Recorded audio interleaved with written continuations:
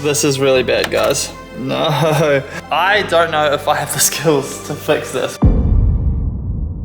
This is our barn find R32 4-door Skyline. This thing was imported from Japan, sold at an auction, and sat in a paddock for the past 3 years.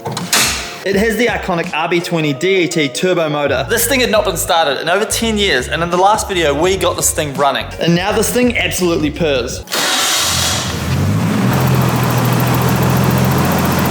Unfortunately, the worst thing about this car is it does have rust. Rust, rust, rust, more rust, rust. The goal is to fully restore this thing and turn it into a 4-door GDR build. As you can tell, we're a long way off that. And today we're gonna take a deep dive into this thing to figure out exactly how much rust it has. First things first, we're gonna put this thing up on the hoist. Buying a car sight unseen and not knowing what it looks like underneath is always a risky choice. So I was especially nervous to put our R32 Skyline in the air and see exactly what secrets this rusty JDM icon had hidden away. So we have our light, and it is time to have a first look under our R32 Skyline to see exactly what is going on here. So clearly we have a nice Japanese exhaust here, which is really freaking cool, and this will be absolutely staying on the car. It's actually a really nice piece, and I think it just suits the car really well. It actually does sound good thanks to that beautiful RB engine that we have up front in the car. Clearly back here we've got a whole bunch more mud, so there's a lot of cleaning still to be had under here, but what we're really looking for is rust. So we'll take a quick look at the rails first, and they look really nice and straight, which is a great start. Little tiny bits of kind of surface rust where the paint's kind of come off, nothing crazy, and just this piece right here is probably the more significant part, but again, it looks to be surface, so while wheel that, have a quick look at it, spray some rust preventative stuff on there, and then re-undercoat that. This rail, again, there's some surface rust here, nothing crazy. The rail itself is in fantastic condition, and we just have one small kink right here, so it's nothing crazy. It is a shame that we do have a kink because everything else on the rails is so freaking good. So clearly we know we have rust in these rear quarters, and this is the most significant part down the back of the car from what I can see. We've got a little plate here that's got some rust on it, but that just unbolts so we can tidy that up. But here, this corner, we're basically going to have to rebuild this with sheet metal. I can actually see right through there. So there's a hole there that you can see up the other side, which is pretty crazy. This is actually an LSD diff, which is freaking amazing. Everything under here, we're obviously gonna have to drop the rear subframe and recondition all of this, chuck some new bushes in where they're needed, put some fancy arms in probably, and obviously we'll definitely be doing coilovers in this thing. This rear quarter once again is looking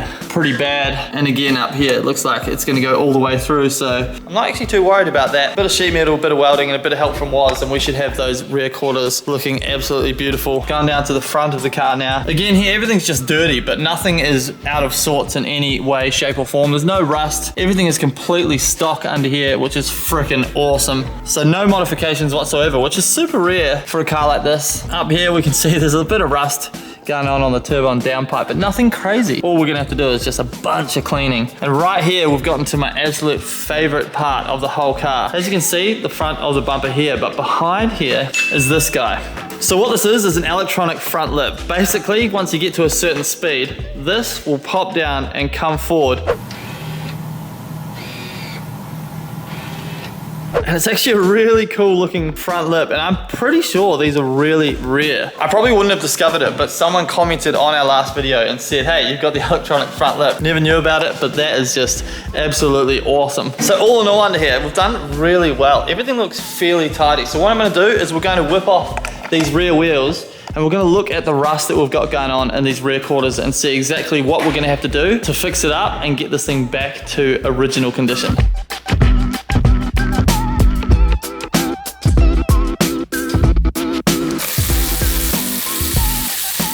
All right, it's the moment of reveal. What are we gonna find behind here? Holy crap. Holy moly, that literally just fell out. Wow.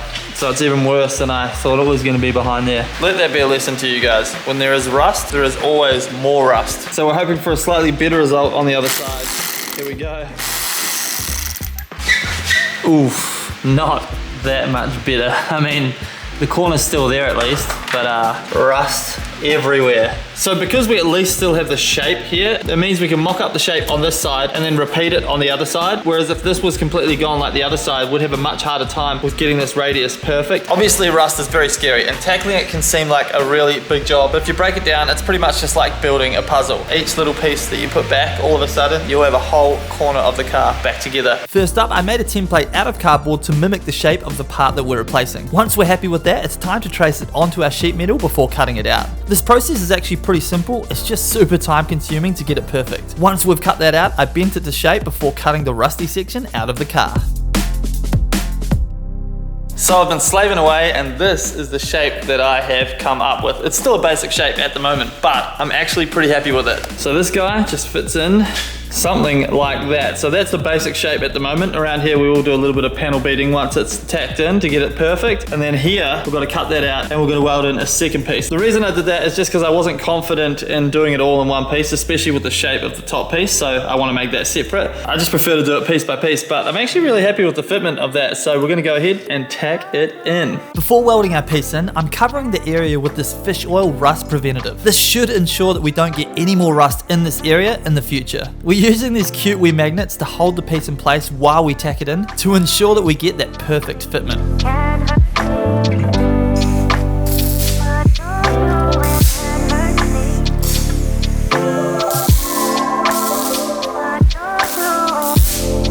So our first piece of metal is officially tacked into the Skyline. And I've got to say, I'm very happy with this. It's looking really good so far. One thing I've learned is that you should not put too much heat into the panel because it'll warp. So you do tacks, let it cool down, then you do more, let it cool down until you've got full coverage. Otherwise you'll have a nice big warp in this panel that you'll have to bog up because of all of the heat that you've put into it. We've got a bit of work to do in this corner right here to make it look a little more stock. And of course we've got to throw this patch in right here as well. But nonetheless, I'm really happy with the fact we've got the body arc following that perfectly around on the wheel arch, which is nice. And I was actually just looking at the mud flap that we have here that we've taken off, doing a little bit of investigating to figure out why this rust happened. And basically, as you can see right here, look at that. That's mud accumulation in there, and obviously something has made its home in there as well with all the little holes in there. But basically, the moisture accumulates in these mud guards, and then basically the rust, it sits in here, the rust kind of builds up in here and then obviously spreads out. So it's pretty unfortunate, and you can tell from the other side over here that it's clearly right here where the rust starts and kind of just spreads its way backwards. So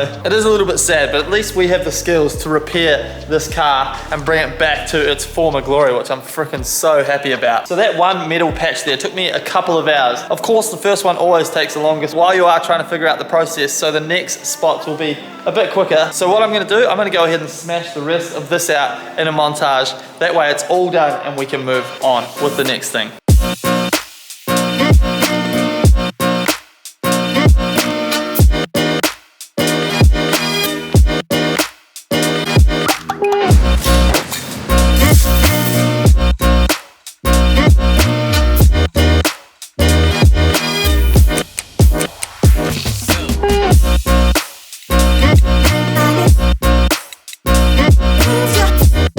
So here it looks like someone has tried to cover rust with bog. Look at that. So they've reshaped this whole thing. So clearly there was some rust here before. Wow, that's so bad. This is gonna test my fabricating skills, that's for sure. This is getting so bad. The deeper I dig, the more I find in this corner. Someone has repaired this very badly in the past. This is really bad, guys. No, so this has had a ding here at some point. Look at all the bog in it. That's crazy.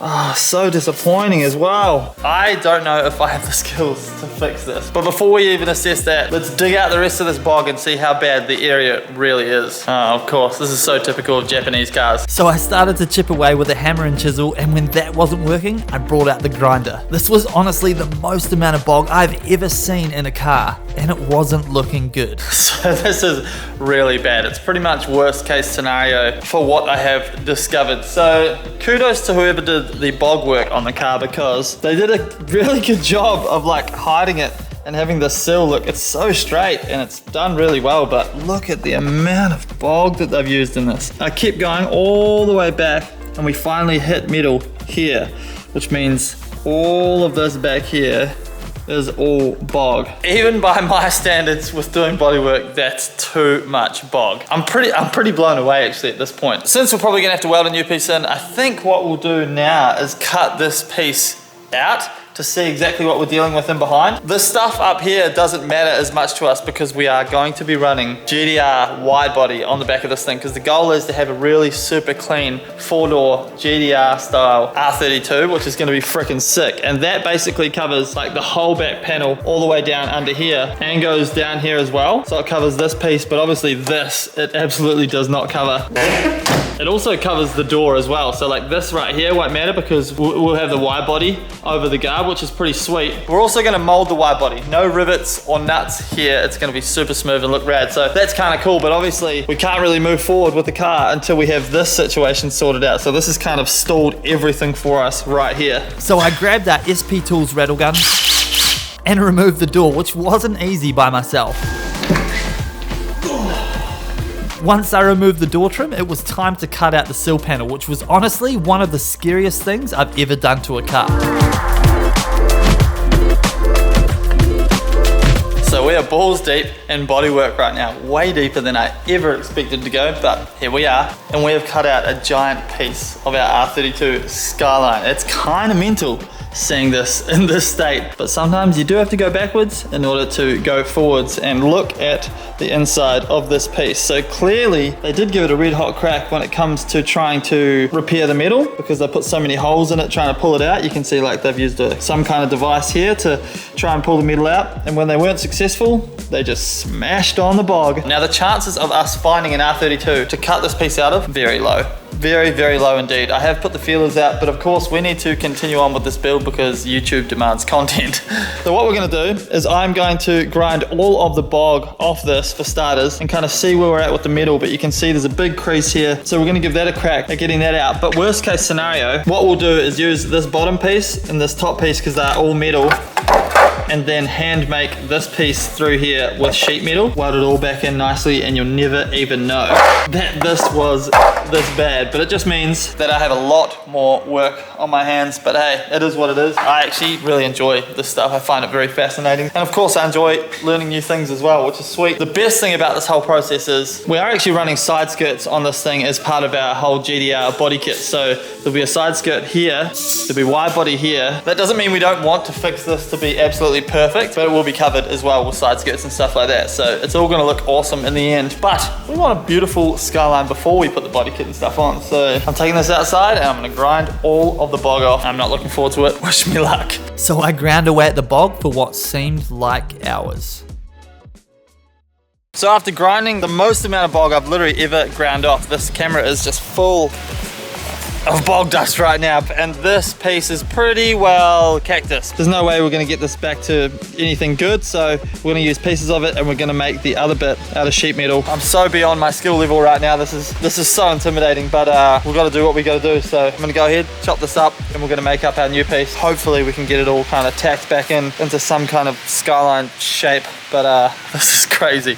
I cut the top and bottom off our broken piece and welded them back into the R32. Then we made our trusty cardboard template and traced and cut out a new piece out of sheet metal. The last step was to bend the metal to shape whilst referencing the old piece to make sure the new shape was absolutely perfect. So here is our new piece, fully fabricated and handmade by us. This literally took like 3 hours for me to make this, shape it, get it right. And it's officially the most complicated piece of bodywork that I've ever made and done. But we're not out of the woods yet because obviously we still have to weld this in the car. I've primed the back side of it so that this can no longer rust obviously when we weld it in, because once it's in baby. So let's go ahead and weld this into the car.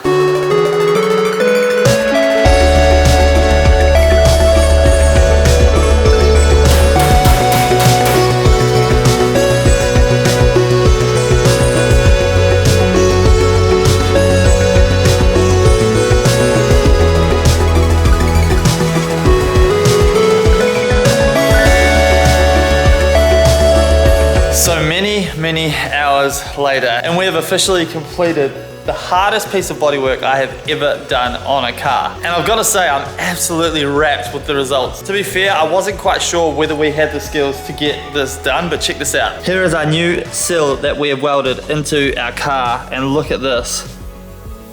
We absolutely nailed the shape here, which I'm so freaking happy about. Like, to get this bend perfect took so much time, but I'm so freaking happy with the end result. As you can see, I put the door back on and check this out. Boom. So good. Clearly, I still have to rebuild this whole corner here, but obviously we were thrown a curveball when we discovered all the bogs, so this has taken up all of our time. But I managed to retain like this bit here in the middle and all that because I just want it to be as factory looking as possible. There are so many more hours left in getting that thing complete, but at least we won't have 2 liters of bog in the sill, which means I will sleep so much better at night knowing that that isn't there, even though we're putting a side skirt over this whole thing anyway. But I do want this car to be as perfect as possible and effectively be rust free. So I know this has been a rust repair video, which probably isn't the most exciting stuff, but it's absolutely necessary when you're building a car like this. If you don't take care of that rust, it will come back with a vengeance. Also, I'm sure the process we just took to repair that panel wasn't the exact process that like a panel beater would take. So you're more than welcome to give me advice in the comments below, but please be nice. I am just here giving it a crack and having a freaking good time. But before we end this video, I do want to show you something really, really cool that I found in the car before when I was looking under the dash. Check this out. So in under here, I noticed this red thing that's clipped under the dash. It's a freaking flare. How crazy is that? So like, I guess you get into an emergency situation and you can like pull the flare and like set it alight and people can find you, I guess. This is what I love about Japanese cars. They have so many crazy quirks. You always discover at least something weird or random in the car, even if it is 2 liters of bog in your sill. That is a wrap on this video, guys. I'm gonna work super hard off camera getting all this rust fixed and repaired, so the next time you see this car, all of this bodywork will be somewhat complete. I hope you guys are enjoying the series as much as I am. Don't forget to hit that subscribe button and I'll see you guys in the next video. Peace! We have a rusty boy, but he's just a little less rusty now. Bye!